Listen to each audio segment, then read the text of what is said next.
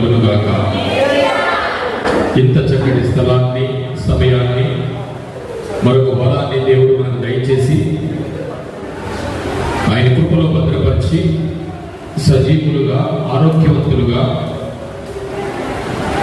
ఎంతమందికో లేని వాక్యాన్ని మనకిచ్చి ఆయన సన్నిధిలో నిలబెట్టిన ఆ దేవాది దేవునికి ముందుగా కృతజ్ఞతాస్తుతులు చెల్లిద్దాం. దేవునికి స్తోత్రం చెప్తాం.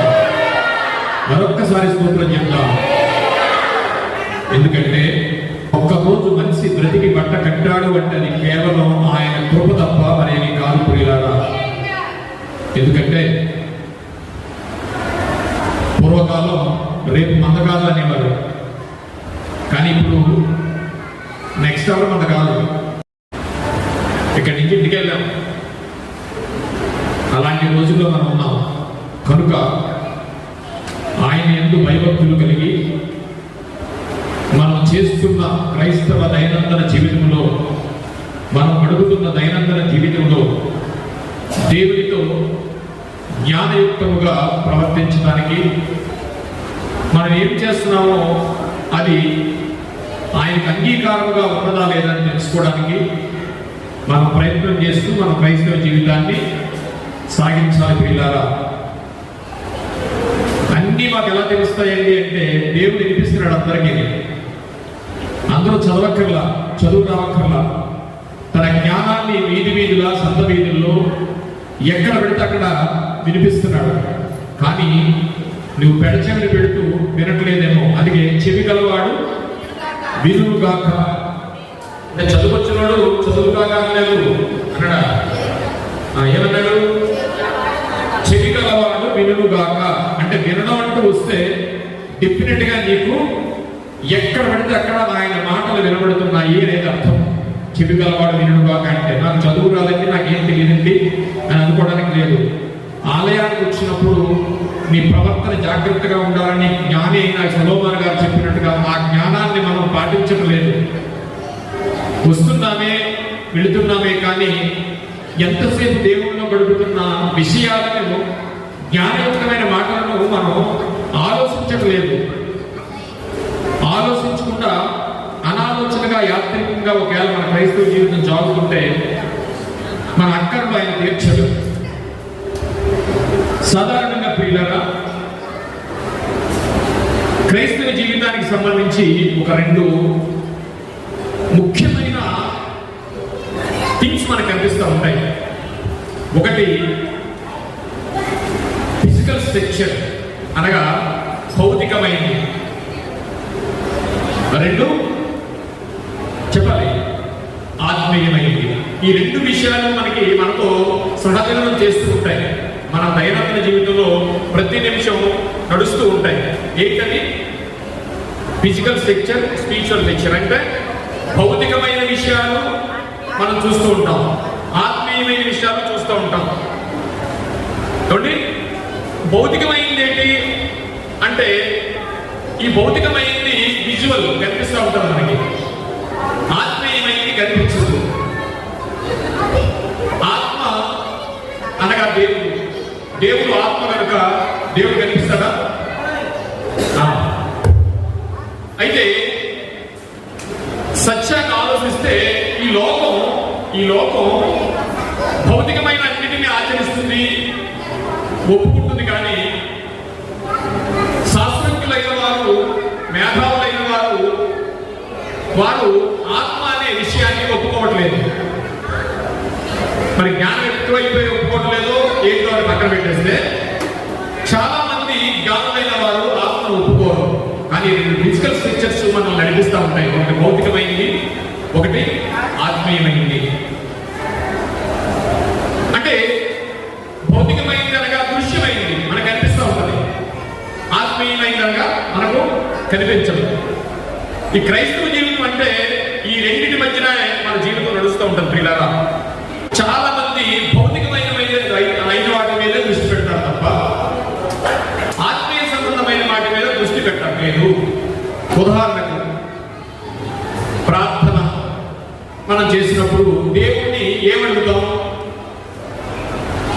నీకున్న లిస్ట్ అంతా ఎదురుకుండా పెట్టుకుని ప్రార్థన చేస్తూ ఉంటాం. నేనేమంటానంటే ఆ ప్రార్థనలో ముందు కానీ మధ్యలో కానీ వెనక్కి కానీ అయ్యా నాకు పరలోకం కంపల్సరీగా ఇవే అనేది ఏమైనా ఉందా? పరలోకం గురించి ఎవరైనా ప్రార్థన చేస్తున్నారా? ఇన్ని ప్రార్థన చేసేసి ఇవన్నీ అయ్యా నువ్వు అడగకపోతే ఇచ్చేస్తావయ్యా, నాకు పరలోకాన్ని మాత్రం ఖచ్చితంగా అని మీ అంశాల్లో ఎప్పుడన్నా రాసుకున్నారా? రాసుకుంటే మంచిది. రాసుకున్న వాళ్ళు ధన్యులు. రాసుకున్న వాళ్ళు ఉంటే రాసుకోండి. దేవుడికి మైపోగలదు కాక.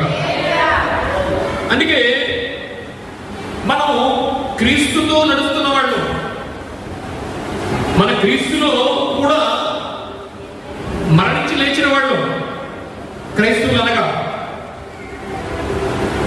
ఈ క్రైస్తవ జీవితం నడుపుతున్నప్పుడు విని విశ్వసించి బాప్తిజం పొంది మానవ తర్వాత బాప్తిజం పొంది క్రైస్తవ జీవితం నడుపుతున్న మనం అసలు ఈ క్రీస్తుతో మనం ఎలా ఉండాలి అనేదాన్ని మర్చిపోతుందేమో క్రైస్తవ ప్రపంచం అనేది ఆలోచించాలి. ఎందుకంటే ఇటు భౌతికమైనది కనిపిస్తుంది, ఆత్మీయంగా కనిపిస్తుంది. ఒకవేళ మీరు ఒక తక్కిడి పెట్టుకుని ఇవాళ ఎన్ని భౌతికమైన విషయాలు మనం ఆలోచించాము, ఎన్ని ఆత్మీయమైన విషయాలు ఆలోచించాము, ఇవాళ ఎన్ని భౌతికమైన క్రియలు చేశాము, ఎన్ని ఆత్మీయ విషయాలు దేవుడికి చెప్పినట్టుగా అకార్డింగ్ బైబిల్ మనం చేశామని ఒక తక్కిడి పెట్టుకుంటే ఏది తగ్గుతుందో మనం చూసుకోవాల్సిన అవసరం అందరికీ ఉంది. బహుశా దేవుడు పైకి వెళ్ళిపోతాడేమో. అలా కాకుండా అందుకే చూడండి, కొలసీలకు రాసిన పత్రిక 3వ అధ్యాయం 1వ వచనం. కొలసీలకు రాసిన పత్రిక, మీరు క్రీస్తుతో కూడా లేపబడిన వారైతే పైనున్న వాటినే వెతుకుడి. ఎక్కడున్నాడంటే మన గురించి దేవుడి కుడిపార్శ్వమున కూర్చుని ఉన్నాడు. పైనున్న వాటినే కానీ భూ సంబంధమైన వాటి మీద మనసు పెట్టకుండి. ఇది మనకి చాలా భూ సంబంధమైన వాటి మీద మనసు పెట్టకుడి. ఎలా కుదురుతుందయ్యా భూ సంబంధమైన పెట్టకపోతే? మా అవసరాలన్నీ భూ సంబంధమైనవి కదా. ఎలా కుదురుతుంది అంటే మనం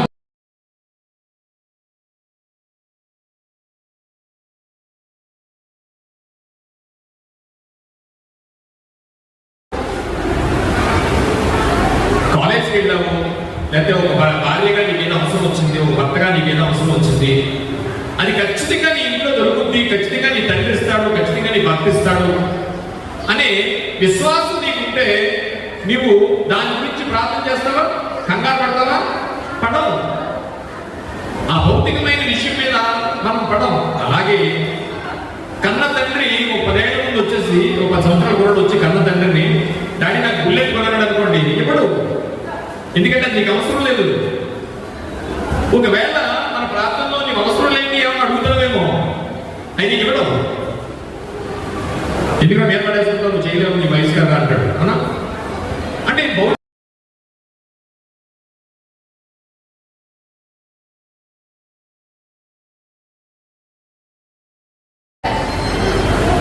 ఈరోజు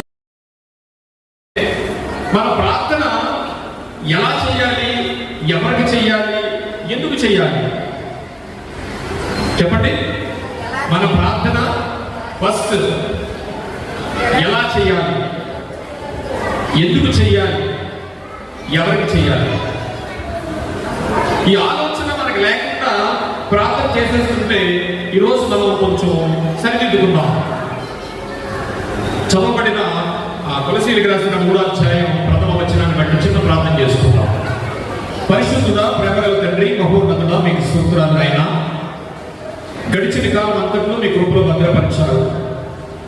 ఇదిగో ఈ సర్వోన్నతుని మందిరంలో మరొక దినాన్ని మాకు ఇలా నియమించారు, మీకు స్తోత్రాలు. ఎంతో మందికి లేని వాక్యాన్ని ఈరోజు నాకు, మీ పిల్లలకు ఈ సన్నిధిలో దయచేశారు. అందరూ బట్టి మీకు కృతజ్ఞతాస్తుతులు చెల్లిస్తున్నాం. అయినా రాని వారి కంటే మేము నీతిమంతులు కాదు, కానీ మీ చిత్తమైతే రాని పిల్లలను మరొక వారాన్ని రావడానికి మీరు కృప చూపండి. అయినా ఈరోజు మా ముందుంచిన అంశంగా మేము ప్రార్థన చేస్తున్నామే కానీ ఇది ఎలా చేయాలి, ఎందుకు చేయాలి, ఎవరికి చేయాలనే ఆలోచన మాకు లేదేమో. ఈరోజు మాతో అందు నిమిత్తమై మాట్లాడదలుచుకుంటే చెబుతున్న నా మాటల్లో నా సొంత ఆలోచన కానీ సొంత జ్ఞానం కానీ లేకుండా కేవలం నీ నోటి పూర్వగా నాకు వింటున్న నీ పిల్లలకు సమయోచితమైన జ్ఞానాన్ని చేసి ఆయన ఆత్మీయ జ్ఞానం పెరగడానికి ఈ మాటలతో మమ్మల్ని ఆయన జ్ఞానవంతులు చేసి నీవున్న లోకానికి నీ కుడిపార్శ్వాన ఉన్న నీకు అది గుర్తెరిగి బ్రతకడానికి మీరు కృప చూపని ఈ చిన్న ప్రార్థన యేసువారి ప్రశస్తమైన నామములో మిగిలిన వినయంతో బ్రతుకులాంటి వేడుకొంచున్నాము తండ్రి, ఆమేన్. ఇక్కడ మనకి రెండు విషయాలు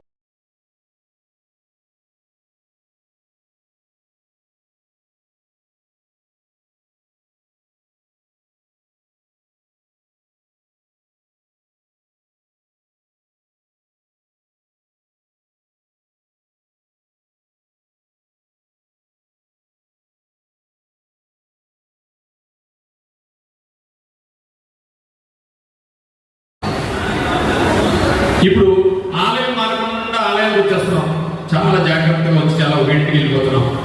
అది మనం ఏమంటాం? గొప్ప విశ్వాసం అంటాం.